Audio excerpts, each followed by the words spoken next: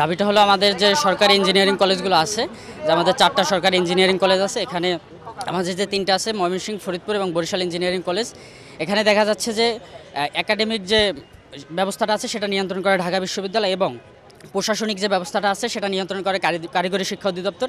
এবং আমরা এখানে এমন একটা অবস্থাতে আছি যে দুই নৌকায় দু পা গেছে, মাঝখানেতে আমরা চাচ্ছি এই সমস্যাটা নিরসন করতে। এবং আমরা শুধু 27 তারিখে না, আমরা আমাদের যার ক্যাম্পাসে অলরেডি 2.5 মাস যাবত আন্দোলন করতেছি, কিন্তু কোনো সুরাহা পাচ্ছি না। আমরা বারবার স্মারকলিপি দিচ্ছি কিন্তু কোনো সমাধান হচ্ছে না, আমাদেরকে আশ্বাস দেওয়া হচ্ছে।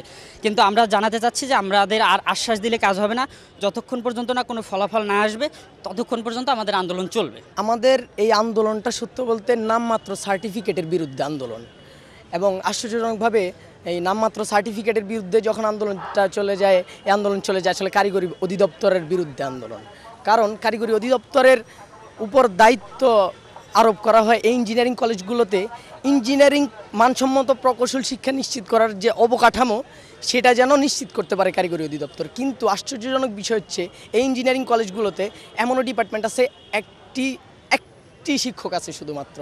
আবার এরকমও একটা ডিপার্টমেন্টাল বিল্ডিং আছে, কিন্তু ওখানে কোনো ধরনের টিচার এবং ল্যাব ইনস্ট্রুমেন্টস দিতে পারে না বলে ওইটা এখন পর্যন্ত বন্ধই রয়েছে। আমাদের এই যে তাদের এই অবকাঠামো দেওয়ার যে কথা ছিল, তারা যে তাদের এত বছর ধরে আমাদের ল্যাব ফ্যাসিলিটিসগুলো, শিক্ষক স্বল্পতা এবং রিসার্চ বাজেট কোনো কিছুই যে তারা দিতে পারে নাই, এবং আমরা তাদেরকে এতদিন ধরে জানানোর পরেও তারা আসলে আমাদের বিষয়ে কোনো ধরনের কর্ণপাতও করেনি। 17-18 বছর ধরে তারা আমাদেরকে এই যে একটা নিপীড়নের মধ্যে রেখেছে এবং আমাদেরকে দিয়ে তাদের যে একটা বাণিজ্য মানে হাসিল করে নিচ্ছে। তারা কিন্তু নতুন নতুন ইঞ্জিনিয়ারিং কলেজ ঠিকই তৈরি করছে। আমার যে বেসিক নিডসটা, মানসম্মত প্রকৌশল শিক্ষা আমি চাচ্ছি, সেটা পাচ্ছি না। এর জন্যই আসলে আজকে আমরা এখানে কারিগরি অধিদপ্তরের উপরে আমাদের আর কোনো ধরনের ভরসা নেই। ভরসা রাখার আসলে সত্যি বলতে কোনো কারণও নেই। এর জন্য আমরা চাই আমাদের এই সরকারি ইঞ্জিনিয়ারিং কলেজগুলোকে নিয়ে বিআইটির আদালত একটি কমিশন গঠন করে আমাদের যেন মানসম্মত প্রকৌশল শিক্ষা প্রতিষ্ঠানে আমরা উত্তীর্ণ হতে পারি, সেই ব্যবস্থা যেন গঠন করে দেওয়া হয়। শিক্ষার জন্য আমরা এইসব জায়গায় পড়তে এসেছি। আমরা নিজেদেরকে অনেক নর্মাল স্টুডেন্ট মনে করি না। আমরা হচ্ছে গবেষণার কাজ, একজন বিজ্ঞানের ছাত্র বা শিক্ষার্থী কাজই হচ্ছে গবেষণা করা। তো সেই উদ্দেশ্য, সেই মানসিকতা নিয়ে আমরা ইঞ্জিনিয়ারিং পড়তে এসেছি। কিন্তু আমাদের তো কখনোই রাজনীতি করা বা আন্দোলন করা আমাদের কারোর মানসিকতা ছিলই না। যদি আমার প্রেক্ষিতে বলি কি অবজার্ভ করছি খুবই সাধারণ একজন শিক্ষার্থী হিসেবে, তো বলবো শুধুই হতাশা। আমরা কোথায় পড়তে এসেছি, দিন শেষে আমরা কোথায় পড়তে এসে নিজেদেরকে প্রশ্ন করি, আমাদের পরিবাররা আমাদেরকে প্রশ্ন করে তোদেরকে আমরা কোথায় ভর্তি করালাম। মানে হতাশার জন্য দিন দিন বেড়ে যাচ্ছে, এবং এটা হচ্ছে 2.5 মাস সকল একাডেমিক কার্যক্রম বন্ধ। তার চেয়ে বেশি হতাশা যে আমাদের 2 জন প্রশাসক, একজন আমাদের খোঁজ নিতে আসছে না, আমাদের টিচাররা পর্যন্ত আমাদের খোঁজ নিচ্ছে না যে তাদের শিক্ষার্থীরা কেমন আছে।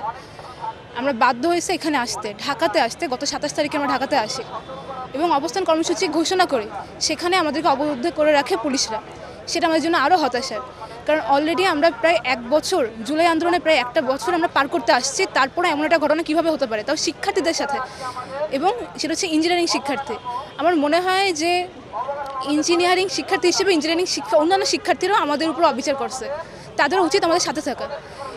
এবং আমাদের যে আজকে 3টার সময় একটা সমাধান আসার কথা ছিল, সে 3টা এখন 3:30টারও অধিক, অনেক বেজে গেছে। প্রশাসনের এখনও টনক কেন হচ্ছে না? তারা সময় নিয়ে এখনও সচেতন না কেন? আমরা যত দ্রুত সম্ভব একটা সমাধান চাই। আমরা আর আন্দোলন করতে চাচ্ছি না। আমরা আমাদের ক্যারিয়ার নিয়ে, আমাদের শিক্ষা নিয়ে অনেক হতাশায় আছি। আমাদের ছোটোবেলায় আমাদের বাবা মারা বলতো যে তোমরা পড়াশোনা করো। তো আমরা এখন বড় হয়েছি, মানে এখন আমাদের এই ইচ্ছাটা জাগছে। আমরা মানে বলার চেষ্টা করছি যে আমাদেরকে টিচার দেন, আমরা পড়াশোনা করি। আমাদের ডিপার্টমেন্টে একজন টিচার।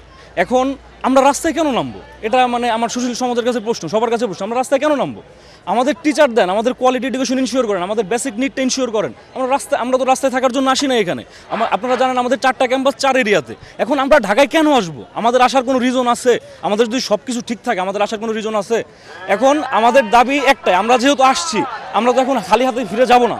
আমাদের যে দাবি বিআইটি গঠন, কোয়ালিটি এডুকেশন গঠন, এগুলো আমাদেরকে দেন, আমরা চলে যাব। আমাদের আর কোনো দাবি নাই।